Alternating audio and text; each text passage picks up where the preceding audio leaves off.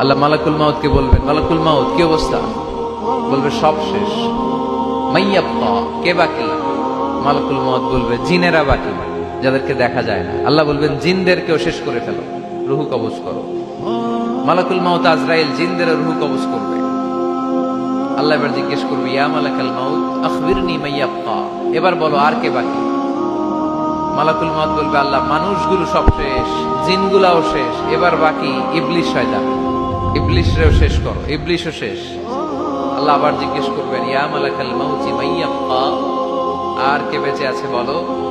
মালাকুল মাউত বলবে, আল্লাহ আপনার কথা অনুযায়ী পৃথিবীর সব মানুষের রুহু কবজ করলাম, সব জিনদের রুহু কবজ করলাম, ইবলিসের রুহু কবজ করলাম, এখন আছে শুধু ফেরেশতারা। আছে কারা?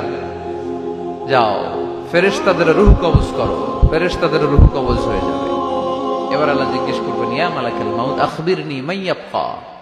মালাকুল মাউত বলবে, আল্লাহ আপনার কথা মতো ধরে ধরে সব শেষ, ফেরেশতাও শেষ, 4 জন ছাড়া। কয়জন ছাড়া? জোরে বলেন, কয়জন ছাড়া? ইসরাফিল, জিব্রাইল, মিকাইল, আজরাইল।